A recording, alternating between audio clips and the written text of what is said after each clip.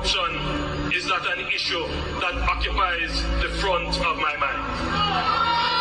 I could leave here today and say to you that we still need to tighten up on the new anti-corruption systems and framework that is in place. In a sense, if you were to compare Jamaica to all the other countries in the Caribbean, our framework for anti-corruption would be the most advanced. It is not for want of putting in the legislative and institutional processes. They are there. But you have to bear in mind that we are also very new on the scale of dealing with anti-corruption issues. So there is a learning curve that we are going through. What is important is that the government supports the development of the institution so it can accelerate very quickly on that learning curve and provide the resources so that they can move very quickly on the learning curve, and that the government does not intervene or interfere. And that message goes to the opposition as well. Leave the anti-corruption and policing agencies to do their jobs, and that the government does not intervene or interfere. And that message goes to the opposition as well. Leave the anti-corruption and policing agencies to do their jobs. Leave the anti-corruption. Jamaica,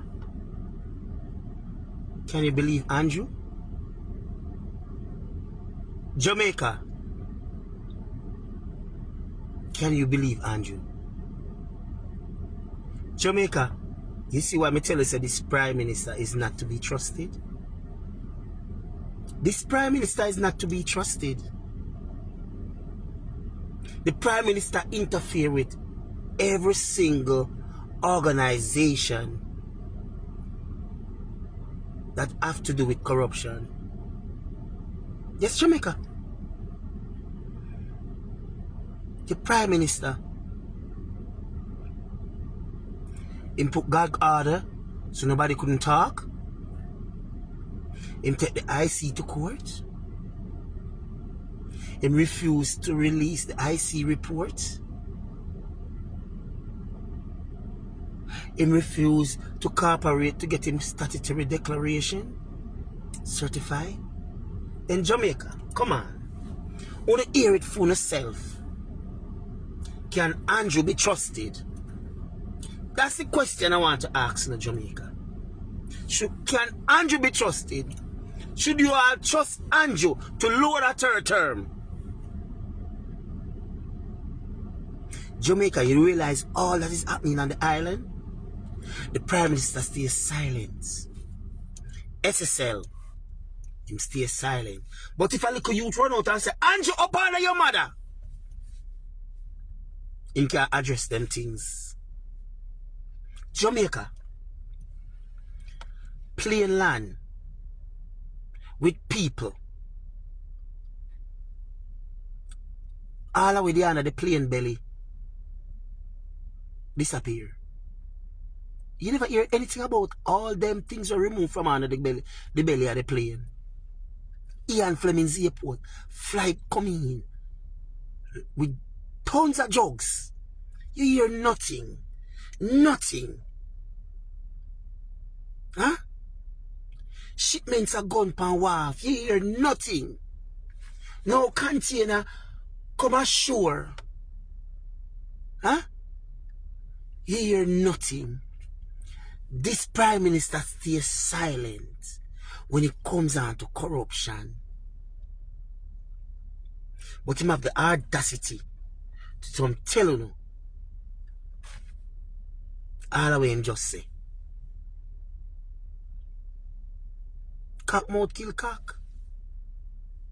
And Andrew mouth catch Andrew. Jamaica, the bottom line is Andrew is not to be trusted. And I don't think you should lower that third term. I don't think you should lower that third term on the behalf of Andrew. Jamaica, Andrew don't care about poor people. This is Jamaica. All them worry about is how much money them can get. Jamaica, look at it. The Prime Minister used charitable funds. We're not supposed to happen. The Prime Minister allow NHT money to use to build all them expensive apartment up in a New Kingston. And turn around and return the money back to the NIS. NHT or whatever. And say them no bother use it. Make sense of that. So you just take the NHT money, give to your investors, people them use what them I use and give it back. So the country no benefit from that investment. Some people get to build things, sell it, rent it, and that's how they make the money. It's simpler money laundering. Millions of dollars fine in a house, but yet still they hear nothing. Jamaica, this government, Andrew Holness government, is the most corrupt government I ever see in the history of Jamaica. It's the most corrupt government in the history of Jamaica. Jamaica only must give Andrew a third term. No third term loading. Time come.